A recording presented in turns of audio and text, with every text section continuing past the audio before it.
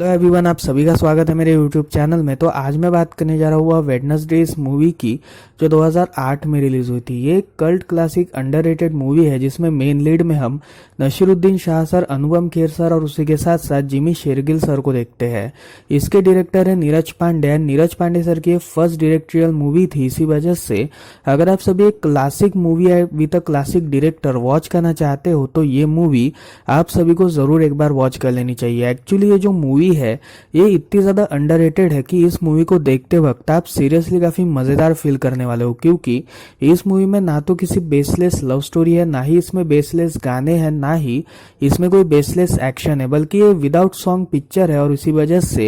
ये मूवी काफी जबरदस्त थी एंड ये मूवी का एक्सपीरियंस सीरियसली आप सभी को जरूर एक बार ले लेना चाहिए। तो आज मैं आपको इस कंप्लीट मूवी की स्टोरी एंड एंडिंग के बारे में बताऊंगा और उसी के साथ साथ मैं आपको ये भी बताने की कोशिश करूंगा कि आप सभी इस मूवी में क्या क्या देख सकते हो। सो वीडियो को एंड तक वॉच करते रहिएगा और अगर आपको वीडियो पसंद आए तो वीडियो को लाइक कर दीजिएगा और चैनल को सब्सक्राइब जरूर कर दीजिएगा। So without wasting any time let's start this video. तो इस कंप्लीट स्टोरी की शुरुआत में हम एसीपी राठौड़ नाम के एक एसीपी से इंट्रोड्यूस होते हैं, जो अपनी एक आप बीती बताता है और वो ये कहता है कि ये एक्सपीरियंस मेरी लाइफ का सबसे जबरदस्त एक्सपीरियंस था और इस एक्सपीरियंस ने मुझे काफी सारी चीजों को सिखाया। जिसके बाद हम कहानी को कुछ साल पीछे शिफ्ट ऑन होता हुआ देखते हैं, जिसमें एक अननोन मैन एक पुलिस स्टेशन में कुछ गुमशुदा होने की कंप्लेंट लिखवाने आया था, मतलब कुछ चोरी होने की कंप्लेंट लिखवाने आया था, बट वो उस पुलिस स्टेशन में एक बॉम्ब प्लान करता है। जिसके बाद हम ये देखते हैं कि जो वो अननोन मैन था वो एक अंडर कंस्ट्रक्शन बिल्डिंग में अपना एक सेटअप क्रिएट करता है। अब यहाँ पर हम एसीपी राठौड़ नाम के एक एसीपी से इंट्रोड्यूस होते हैं, जो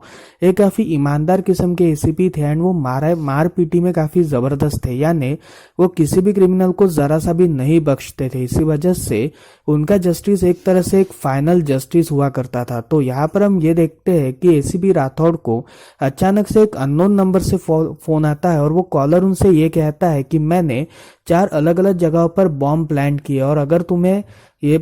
तुम्हें इस बात की पुष्टि करनी है तो तुम ये सारी बातें चेक कर सकते हो। जिसके बाद वो उसे एक बॉम्ब की लोकेशन सेंड करता है जो उसी के पास के पुलिस स्टेशन की लोकेशन थी, यानी जो हमने स्टार्टिंग में अननोन मैन देखा था ये वही मैन था जो एसीपी राठौड़ को इस बॉम्ब की पहली लोकेशन सेंड करता है। अब यहाँ पर पहली लोकेशन में बॉम्ब डिटेक्ट होने की वजह से एसीपी राठौड़ जो थे वो इस बात को थोड़ा सीरियसली लेते हैं और उसी के साथ साथ इस बात के लिए वो उसका फोन टैपिंग वगैरह करना स्टार्ट करते हैं। अब यहाँ पर वो उस अननोन मैन से ये पूछते हैं कि क्या तुम मुझे बताओगे कि तुम्हारी क्या क्या मांगे हैं, जिसमें वो ये कहता है कि कम से कम 4 टेररिस्ट को तुम्हें छोड़ना पड़ेगा, जिसमें सबसे पहले का नाम है इब्राहिम, उसके बाद दूसरे का नाम है इकलाक, तीसरे का नाम है मोहम्मद और चौथे का नाम है खान। अब यहाँ पर इन चारों को छोड़ने के बाद मैं तुम्हें अगले बॉम्ब के डिटेल्स दूंगा, इसी वजह से तुम्हें इन चारों के चारों को छोड़ना पड़ेगा। अब यहाँ पर जो पुलिस ऑफिसर्स थे, inspector Jair and inspector Arif, ये दोनों जो थे ये दोनों इन चारों टेररिस्ट के बारे में इंफॉर्मेशन निकालना स्टार्ट करते हैं, जिसमें ने ये बात पता चलती है कि ये जो चारों टेररिस्ट थे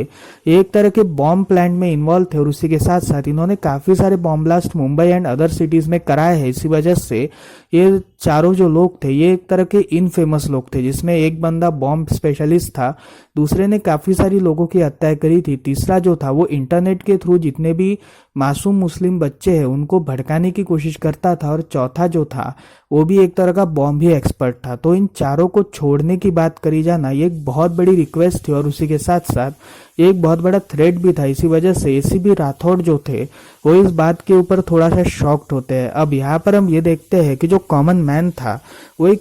जो अननोन मैन था वो एक रिपोर्टर को कॉल करता है और रिपोर्टर को कॉल करते वक्त उसे ये बताता है कि ये कवरेज जो है ये तुम्हारी लाइफ की सबसे बड़ी कवरेज होने वाली है, क्योंकि अब तक तुमने सिर्फ छोटे मोटे कवरेजेस दिए हैं, बट अब तुम जो कवरेज करने जा रही हो ये एक तरह का बहुत बड़ा कवरेज है और इस कवरेज के लिए तुम्हें काफी सारे लाइक्स और टीआरपी मिल सकते हैं। इसी वजह से मेरे कहे हुए पते पर तुम ये कंप्लीट तरीके की रिपोर्टिंग चालू कर दो, जिसकी वजह से तुम्हें काफी फायदा होगा। और तभी जो लेडी रिपोर्टर थी वो पुलिस स्टेशन के पुलिस ब्यूरोक्रेसी के पास जाती है और इस कंप्लीट रिपोर्टिंग देना स्टार्ट करती है। अब यहाँ पर